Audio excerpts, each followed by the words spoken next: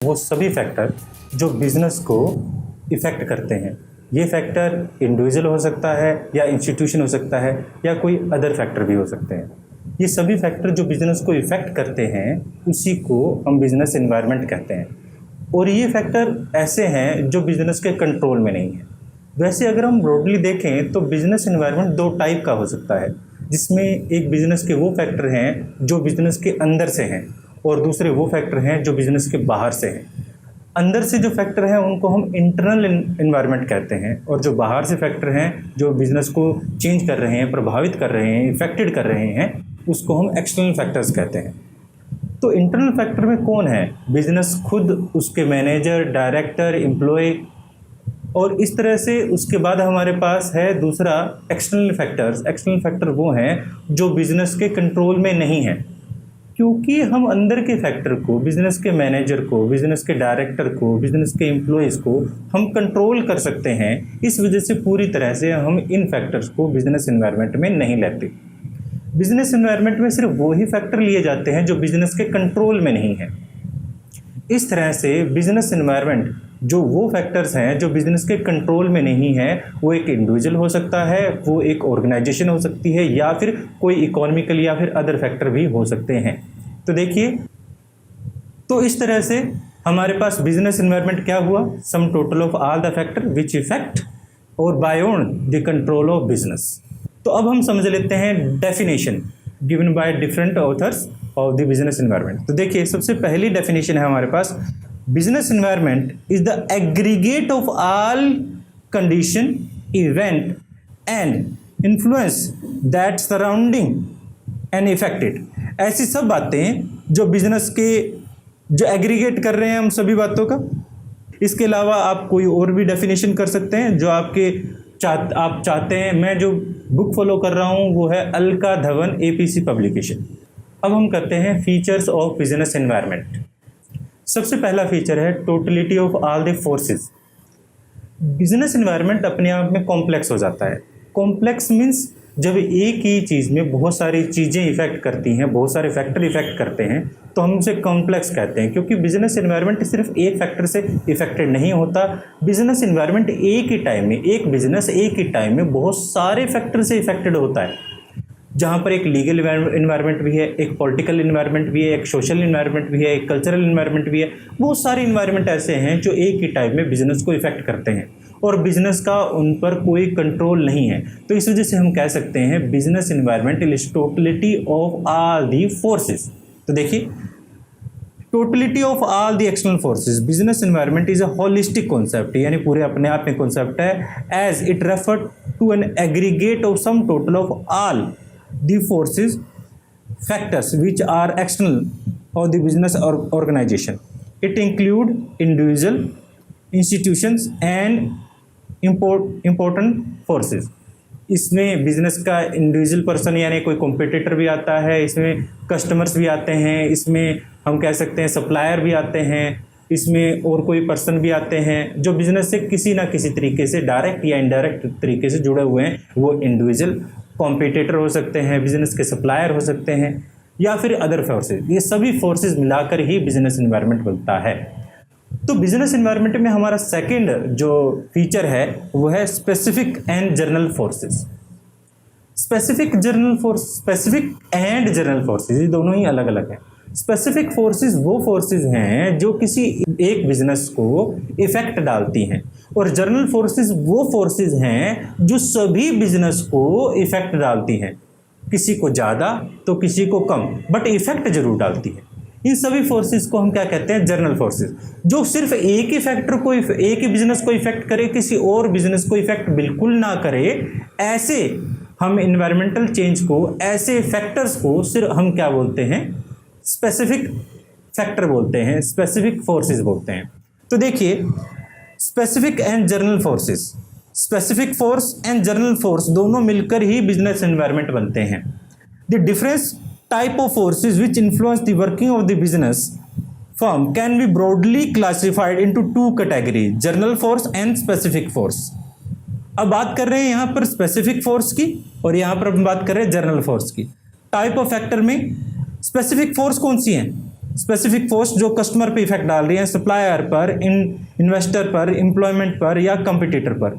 और specific force वो हैं जो पूरे सभी पर इफेक्ट डाल रही हैं, जैसे कि इकोनॉमिकल चेंज, कोई बड़े इकोनॉमिकल चेंज आ रहे हैं, जैसे आज ऑनलाइन बिजनेस बहुत ज़्यादा बढ़ रहे हैं, एक ऑनलाइन जो ट्रेडिंग है, 5G आने वाला है, 4G चल रहा है, इसकी वजह से बिजनेस में बहुत बड़े चेंजेस आ रहे हैं। सोशल चेंजेस, पॉलिटिकल चेंजेस, प्रधानमंत्री नरेंद्र मोदी चुने जाने के बाद बड़े पॉलिटिकल चेंजेस आए हैं। लीगल चेंजेस, जब भी एक लॉ जो है इनेक्ट होता है, लॉ बनता है, तो उसमें एक नए लॉ आने की वजह से बड़े चेंजेस आते हैं। वो सिर्फ एक लॉ जो है एक बिजनेस पर इफेक्ट ना कर एक बिजनेस, एक इंडिविजुअल पर इफेक्ट ना करके सभी कम्युनिटी पर इफेक्ट डालता है। इस वजह से हम क्या कह सकते हैं, इसको जर्नल इन्वायरमेंट कह सकते हैं, या फिर टेक्नोलॉजिकल इन्वायरमेंट। टेक्नोलॉजिकल इन्वायरमेंट भी वो इन्वायरमेंट है जो हर किसी पर बराबर मात्रा में इफेक्ट डाल रहा है। आज एक टेक्नोलॉजी डेवलप हो गई है, लोग जो है इंटरनेट की वजह से बहुत ज़्यादा तेज़ी से काम कर रहे हैं। जहां पर 5G आने के बाद हम ऑटो ड्राइविंग तक के स्किल्स को डेवलप करने की कोशिश कर रहे हैं। तो ये जो टेक्नोलॉजिकल चेंजेस हैं, इनकी वजह से बिजनेस एनवायरनमेंट में बड़े चेंजेस आएंगे। बिजनेस जो है उनको अडॉप्ट करना चाहिए। इसी अडॉप्टेबिलिटी को एक्वायर करने के लिए हमें स्टडी करना चाहिए कि बिजनेस में किस टाइप के चेंजेस हो रहे हैं। तो हमारे पास दो प्रकार के फैक्टर्स हैं, specific and general. Specific force include the owners, supplier, creditor, employees and trade union, competitor etcetera. ये सभी जो बिजनेस के साथ हैं और बिजनेस का डे टू डे लाइफ में डायरेक्ट इफेक्ट आता है, यानी एक ही दिन में असर आ जाता है, ऐसे को हम क्या बोलते हैं, हमारे पास स्पेसिफिक फोर्स बोलते हैं। जनरल फोर्स कंसिस्ट करता है लीगल, सोशल, टेक्निकल और हमारे पास पॉलिटिकल एनवायरनमेंट को, जिसका किसी एक बिजनेस पर इफेक्ट ना आकर सभी पर बराबर मात्रा में इफेक्ट आता है। अब देखते हैं क्या क्या डिफरेंस है जनरल फोर्स में और हमारे पास स्पेसिफिक फोर्स या फिर स्पेसिफिक फैक्टर्स की बात करें। मीनिंग, सबसे पहले हम बात कर रहे हैं मीनिंग की। जो स्पेसिफिक फोर्सेस हैं वो इन्फ्लुएंस करती हैं किसी एक बिजनेस को एक पर्टिकुलर टाइम में, बट जो जनरल फोर्स है वो सभी को एक ही टाइम में इफेक्ट करती हैं। कंपोनेंट, स्पेसिफिक फोर्स के कंपोनेंट हमारे पास कस्टमर, सप्लायर, कंपटीटर, इन्वेस्टर हो सकते हैं, बट जो जनरल फोर्स हैं इनके जो रहेंगे फैक्टर्स, इसमें सोशल, कल्चरल, पॉलिटिकल, लीगल, ये सभी फैक्टर रहेंगे।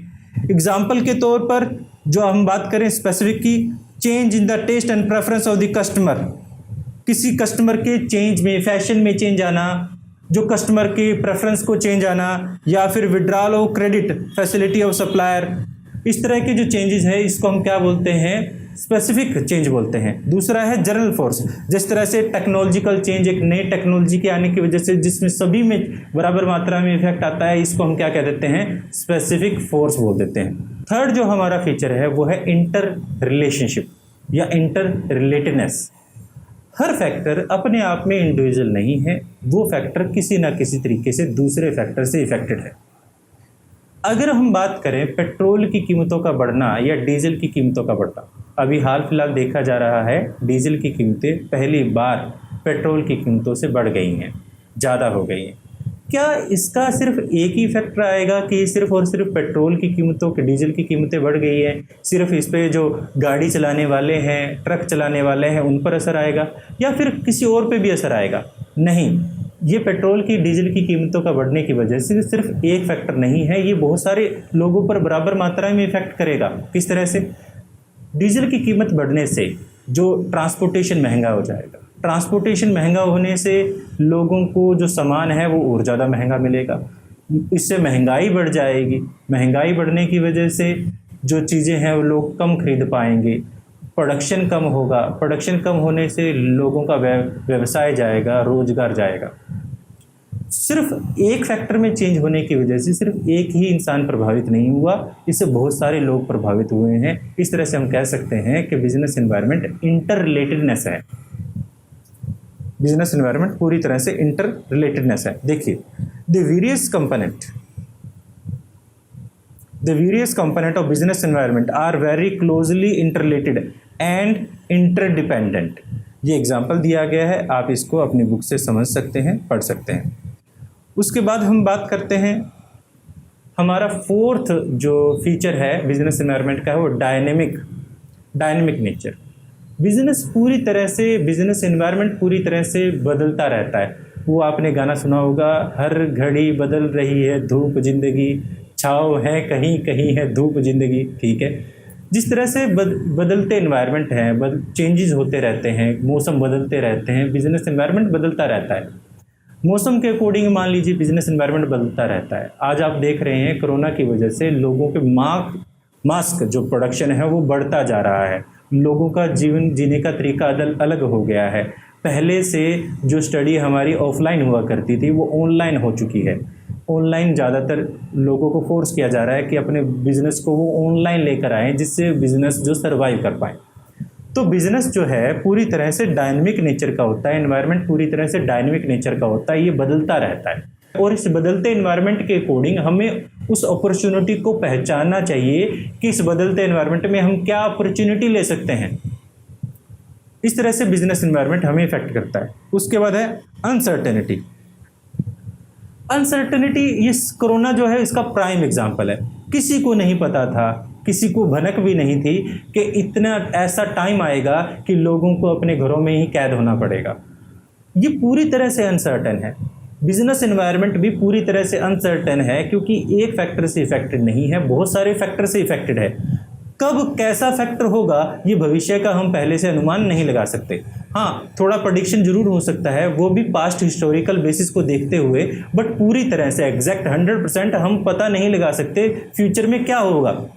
फ्यूचर अनप्रडिक्टेबल है, इस वजह से बिजनेस एनवायरनमेंट भी अनप्रडिक्टेबल है। अनप्रडिक्टेबल का मतलब हम पहले से पता नहीं लगा सकते कि बिजनेस एनवायरनमेंट में किस प्रकार के चेंजेस आने वाले हैं, और वो उस बिजनेस को, एक पर्टिकुलर किसी बिजनेस को किस तरह से इफेक्ट करेंगे। हो सकता है किसी बिजनेस को वो पॉजिटिव इफेक्ट डालें और किसी बिजनेस को वो नेगेटिव इफेक्ट डालें। तो इसके अलावा कॉम्प्लेक्स बिजनेस एनवायरनमेंट जो है बहुत ही ज़्यादा कॉम्प्लेक्स है। कॉम्प्लेक्स इन द सेंस, क्योंकि बिजनेस एनवायरनमेंट सिर्फ एक ही फैक्टर से इफेक्टेड नहीं है, बिजनेस एनवायरनमेंट बहुत सारे फैक्टर से इफेक्टेड है। बिजनेस एनवायरनमेंट एक ही फैक्टर से इफेक्टेड नहीं है, बिजनेस एनवायरनमेंट एक ही टाइम में बहुत सारे फैक्टर से इफेक्टेड है। तो इस वजह से जिस तरह से सोशल, कल्चरल, पॉलिटिकल, टेक्नोलॉजिकल, ये सभी फैक्टर एक ही टाइम में पूरी तरह से वर्क करते हैं। इस वजह से हम कह सकते हैं बिजनेस एनवायरनमेंट कैसा है, पूरी तरह से कॉम्प्लेक्स है। The business environment is a considered to be complex in nature, is made of the number of interrelated and dynamic situation of the forces, most of the time difficult to demark clearly where the effect of one component ends and impact on the other component start। हम पता भी नहीं लगा पाते कब किसी एक component का जो असर है वो ख़त्म हो गया और कब किसी दूसरे कंपोनेंट का असर जो है शुरू हो गया है। लास्ट हमारा फीचर है रिलेटिविटी। रिलेटिविटी मीन्स एक ही बिजनेस अलग अलग स्टेट में अलग अलग तरीके से काम करेगा। वहाँ के बिजनेस का इन्वायरमेंट, वहाँ का पॉलिटिकल इन्वायरमेंट अलग अलग हो सकता है। जैसे अगर हम बात कहें, एक ऑर्गेनाइजेशन, एक ही बिजनेस की दो फ्रेंचाइजी है। एक मान लीजिए हमारे पास पंजाब में है तो दूसरा तमिलनाडु में है, जो दोनों ही एक देश के अलग अलग छोर हैं। वहाँ का कल्चर अलग है, वहाँ का पहनावा, भाषा सभी अलग अलग हैं। इवन वहाँ का जो इन्वायरमेंट है वो भी अलग है। पंजाब में जहाँ पर एक टाइम में सर्दी, गर्मी, बसंत, बहार अलग अलग 4 ऋतुएं आती हैं, बट तमिलनाडु की साइड देखें वहाँ ह्यूमिडिटी ज़्यादा है और ज़्यादातर गर्मी ही रहता है। तो क्या इस वजह से ये दो सभी रीजन हैं, ये बिजनेस एनवायरनमेंट पूरी तरह से रिलेटिव हो सकता है। एक ही फर्म हो सकता है पंजाब में अच्छा वर्क कर पा रही हो या फिर दूसरी जगह पर अच्छा वर्क नहीं कर पा रही हो। वो रीजन हो सकता है वहाँ के बिजनेस का चेंजेस का, वहाँ के इन्वायरमेंट के चेंजेस। तो अब हम बात कर लेते हैं सभी फैक्टर्स के बारे में, सभी फीचर्स के बारे में। वो कौन कौन से फीचर थे? Totality of all the external forces. Business environment सिर्फ एक ही फैक्टर से नहीं, सभी फैक्टर्स का टोटल था। स्पेसिफिक एंड जनरल फोर्सेस, कुछ फैक्टर ऐसे हैं जो किसी एक ऑर्गेनाइजेशन को स्पेसिफिक नेचर से इफेक्ट डालते हैं और दूसरे ऑर्गेनाइजेशन को जनरल रूप से इफेक्ट डालते हैं। इंटररिलेटेडनेस, सभी फैक्टर एक दूसरे से इंटररिलेटेड हैं। Dynamic nature, business environment change होता रहता है। अनसर्टेनिटी, बिजनेस एनवायरनमेंट में अनसर्टेनिटी है, कब क्या होगा हमें पहले से कुछ नहीं पता। कॉम्प्लेक्स है क्योंकि सभी फैक्टर एक दूसरे से इंटररिलेटेड हैं और रिलेटिव हैं। किसी एक फैक्टर किसी एक जगह पर असर डालेंगे, हो सकता है वो दूसरी जगह पर असर ना डालें। तो ये सारे थे हमारे फीचर्स ऑफ बिजनेस एनवायरनमेंट। अब ये सारे फीचर, अभी तक देखो आपने स्टडी किया बिजनेस एनवायरनमेंट के मीनिंग को और उसके फीचर्स को। हम ये क्यों स्टडी कर रहे हैं? देखिए, एक जो बिजनेस है उसको अपने आसपास के सराउंडिंग एरिया को स्टडी करना बहुत ज़्यादा ज़रूरी है। इससे वो अपनी स्ट्रेंथ, वीकनेस और अपॉर्चुनिटी, थ्रेट्स को पहचान सकता है। बिजनेस में होने वाले चेंज, बिजनेस एनवायरनमेंट में होने वाले चेंज से वो पहले से बच सकता है अगर वो उसे स्टडी कर ले। नेगेटिव प्रकार के जो चेंजेस आने वाले हैं उससे वो बच सकता है, अपने आप को उसके अकॉर्डिंग चेंज कर सकता है। बट अगर वो स्टडी ना करे तो हो सकता है बिजनेस पूरी तरह से ठप भी हो जाए। आपने बजाज चेतक का नाम सुना होगा। बजाज चेतक एक बहुत ही पुराना एक मोपेड हुआ करता था। अपने टाइम में वो ऐसा मोपेड था जिसका कोई कॉम्पिटिटर ही नहीं था, बट उन्होंने बिजनेस एनवायरनमेंट को स्टडी नहीं किया। लोगों के चेंजेस, जो टेस्ट चेंज हो रहा है, लोगों की प्रेफरेंस चेंज हो रही है, उनको स्टडी नहीं किया और बहुत ज़्यादा फेमस मोपेड बाइक एक टाइम में आके ख़त्म हो गया। आज भी बजाज जो है उसे बार बार मार्केट में लाने की कोशिश करता है, कभी इलेक्ट्रिक व्हीकल के लिए, कभी किसी चीज़ के लिए, बट वो फेल हो रहा है। आशा करता हूँ कि हो सकता है बजाज चेतक अब नया जो फीचर में आएगा जिसमें इलेक्ट्रिक स्कूटर के तौर पर आ रहा है वो चल जाए। इस तरह से बिजनेस एनवायरनमेंट जो है हमें क्यों स्टडी करना क्यों ज़रूरी हो जाता है, क्योंकि हम बिजनेस नेगेटिव चेंजेस को हम पहचान सकते हैं और अपने आप को चेंज कर सकते हैं, और अपॉर्चुनिटी को भी पहचान सकते हैं जिसके लिए हम और प्रॉफिट कमाने के लिए तैयार हो सकते हैं। तो ये सारे रीज़न हम स्टडी करेंगे। अब क्या इंपॉर्टेंस है बिजनेस एनवायरनमेंट की? सबसे पहले इंपॉर्टेंस में है, it enable the firms to identify opportunity and getting the first move advantage.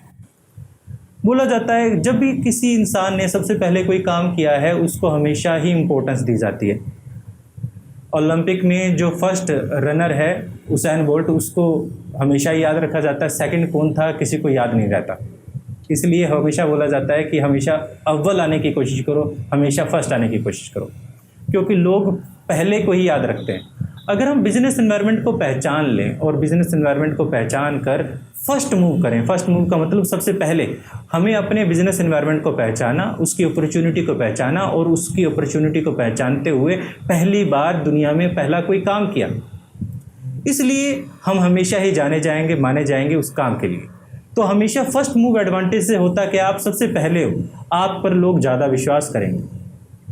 ये रीज़न है कि हमें फर्स्ट मूव एडवांटेज रखना चाहिए, और इसके लिए हमें क्या करना पड़ेगा, बिजनेस के एनवायरनमेंट को पहचानना पड़ेगा, उसको स्टडी करना पड़ेगा। ये भी एक इम्पोर्टेंट रीज़न है जिसकी वजह से हमें बिजनेस एनवायरनमेंट को स्टडी करना जरूरी है। Sometime business environment is not only providing opportunity for growing, but the same time, sometime it may threaten the very existence of the business firms as well.